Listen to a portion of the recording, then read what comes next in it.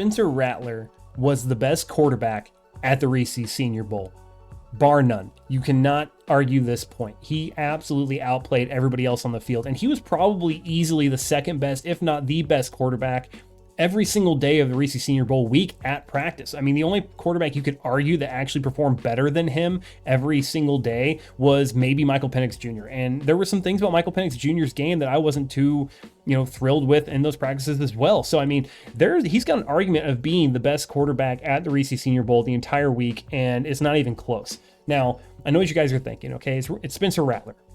The guy's turnover heavy. He got benched for Caleb Williams in Texas. How good could he, or against Texas, how good could he possibly be? Just remember, there was a point in time where Spencer Rattler was a Heisman frontrunner candidate, right? He was a frontrunner favorite for the Heisman Trophy, and that really, he's still that guy. Now, granted, he did get benched against Texas, like I said, in 2021. It wasn't that great of a game he had there. He got benched for Caleb Williams, which we all know is probably going to go first round in this draft. So, I mean, getting benched for a superior talent at the time is probably not a big deal. Granted, if Caleb Williams was a freshman, it was one of his first games, but it wasn't like Spencer Rattler was having a bad year. He just was having a bad game against Texas. It was probably one of the worst games he had as a Sooner. And, that kind of spelled the end of his Oklahoma career. He ended up transferring to South Carolina, where he was a consistent 3,000-yard passer. He never saw below 67% completion percentage. He did have some turnovers and some sack concerns. I think he was sacked close to 71 times in his 2 years as a Gamecock. But that, kind of goes towards some of the pass protection he's got, but it still didn't affect his passing game that much. He had 19 passing touchdowns and 4 rushing touchdowns this year, which we'll get into some of those stats a little bit later. But, he was sometimes inconsistent, sometimes, didn't have the best pocket pressure. His percentage to sack ratio is kind of high. But at the same time, I think Spencer Rattler has a chance to be one of the best quarterbacks in this draft if he ends up in the right situation. Now, I think that, currently before the Reese Senior Bowl, he was, a day 3 guy for sure. He wasn't going to be doing that much. But now after the Reese Senior Bowl, his PFF rank, has gone up in that draft. He's an 87, was, somewhere in the 100s, 120s. He's a 97.8 average draft position. That's still day 3, but it's close enough to where, if that 87 ranking comes through, he could see himself as a day 2, late 3rd round guy. In the same mold, similar to, what we see from some of the other guys who are day two people, like Jalen Hurts was a day 2 guy. You got to remember that. So there's a lot of guys you can get outside of day 1 that could be solid quarterbacks. And I think this guy is one of those guys. He's currently ranked the 20th best quarterback in this year's class. He performed significantly better than that. I've had some issues with some of PFF's grades before, but this one I think I take the most issue with because some of the people they have graded above him are not going to be quarterbacks in the NFL. I mean, John Rice Plumlee, as much as I like John Rice Plumlee and the athleticism he has, I don't see him being a NFL caliber quarterback. I don't see him being that guy. He has a lot to work on. He's a dual sport athlete, but Spencer Rattler's pure quarterback. The guy's got enough mobility to be serviceable. He's run before. He's been able to do all those sorts of things. He's mobile. He's not mobile on the elite level like, say, Jaden Daniels is, but he's got enough mobility in his game to be viable on the ground and make people pay for blitzing the quarterback. He kind of reminds me a little bit in that mold of Patrick Mahomes. Not a straight burner, but capable enough to escape and get downfield and get yards to, get first downs. So it kind of reminds me a little bit of that. His arm talent is there. This guy can sling the ball all 3 levels. He's able to change his arm angle to avoid, people rushing. You see a lot of times quarterbacks, especially in the screen game where they have free rushers coming at them, they have to lob the ball and it hangs in the air, gives the defense time to react, and the screens don't really go anywhere. Spencer Rattler, we'll get into the tape a little bit later. There's actually a screenplay I'm going to point out in there where he's able to change his arm angle pretty well to get the ball to the running back effectively, quickly, so that he can get downfield. But, once again, he's 6'1", 217 pounds, 9 and 6/8 inch hands with a 74.5 inch wingspan. Spencer Rattler is everything you want in a quarterback. I believe that he's a little undersized, but he's got the arm talent you want. He's got everything you need. He's got, he's able to throw all 3 levels accurately. He's able to throw on the move accurately. He's able to change his arm angle to get around defenders to throw accurately. He hits people with pretty good timing. There's a play against Mississippi State where he threw a 76-yard touchdown to Xavier Legette. Now, it wasn't 76 yards in the air. It was a 6-yard pass to pick up a first down on a third and manageable, right? And he was able to use his eyes, read the blitz as it was coming, saw the area where the blitz was coming from, all that was green. And he had one guy who was kind of like a quarterback spy, making sure if he broke out, he was on him. He freezes that guy with his eyes, puts a perfect anticipation throw. Like Xavier Legette didn't break stride. That's why this went for a touchdown. It's because how well Spencer Rattler was able to put the ball so Xavier Legette could run in stride, catch the ball, and take it to the house, which is what he did. He used all of the area where the blitzers came from to gain speed, turn up field, and go. And Spencer Rattler put the ball exactly where it needed to be with pressure in his face. So I have no doubts that Spencer Rattler could be that guy in just about every situation you want it to be in. And honestly, I just don't know if there's going to be anyone else who can do the sort of things that Spencer Rattler can do in the third round or later. Like, I just don't. And I think, honestly, you're going to end up wanting Spencer Rattler. There's going to be a point in time where you're going to look back at this draft and there's going to be teams of fans of a team that have taken a quarterback, and they're going to look at Spencer Rattler and say, we could have had Spencer Rattler instead of this guy. And we could have got him so much later. It happens all the time. It happened with Jalen Hurts. You know, they're like, wow, we could have had Jalen Hurts. Right? You think about some of the quarterbacks that have come out in some of these drafts, you could have had somebody else later in those drafts and been in a better situation than you are right now. And it is consistent things. So let's go ahead and get into some of this tape from the Reese Senior Bowl here. We're going to look at Spencer Rattler day one here. This is the game. So we're going to go wind this back a little bit. So Spencer Rattler here, this is one of the first plays he's going to throw. This is a 2nd and short after Amani Bates' 6-yard run. So right here, this play is actually incredible. So this is a lot of scheming, but Spencer Rattler knows, based on the scheming and the coverage he's got, exactly where he's going with the ball before he hikes it. Okay, this is going to be a pass out in the flat to Amani Bates. Now, what sets this up is that you have right here on the tight end, you have the outside rusher, which I believe is Nealon out of Western Michigan. It could be Javon Solomon. It's one of the two. And he's lined up on the outside, right, dead over the tight end, right? And he's going to go straight upfield. He's not even going to give a shit about this tight end. Okay, but he's going to have the tackle here, which is Javon Foster, is going to have enough time, since that edge rusher is out there, to get back and seal the edge here and drive that guy upfield. Now, this linebacker in the yellow helmet, that is guarding the tight end, and then you have the middle linebacker in the middle here is responsible for Amani Bates.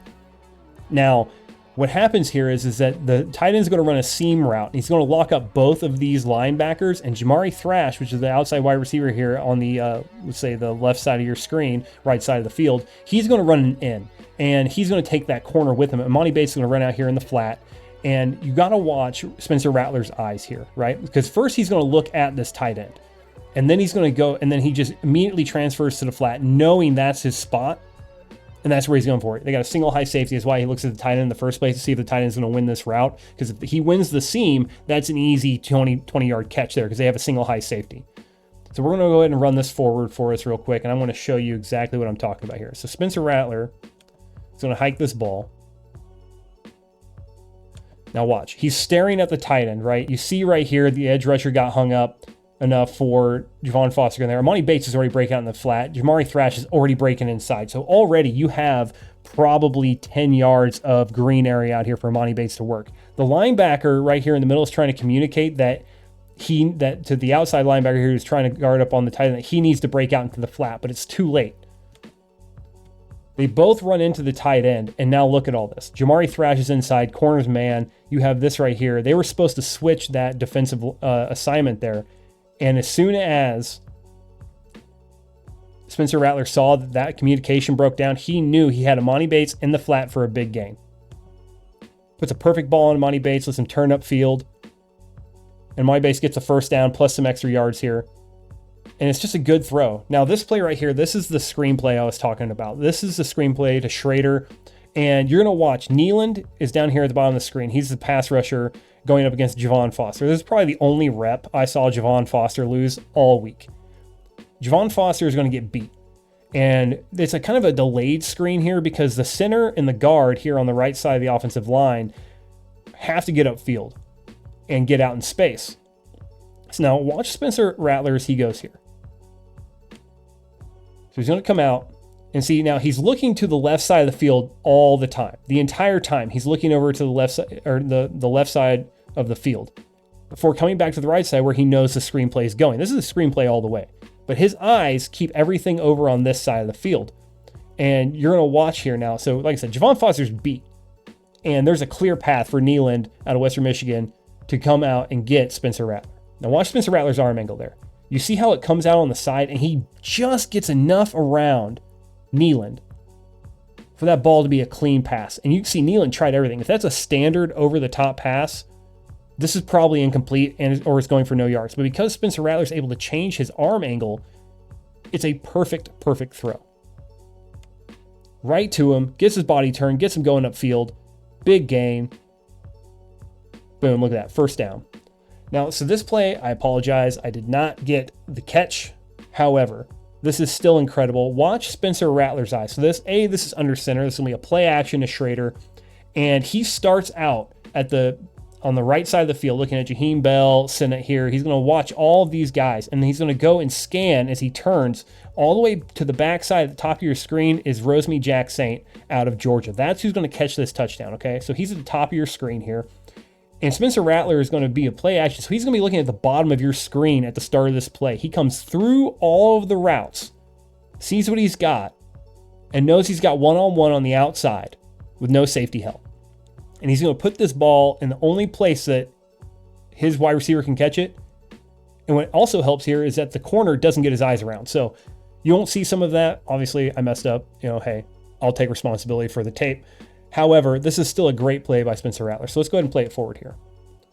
He's going to hike this ball, and he's going to run a play action right here. Now look, he's already finished with his play action. He knows that this is play action all the way. You have the linebacker biting up right here to plug the hole.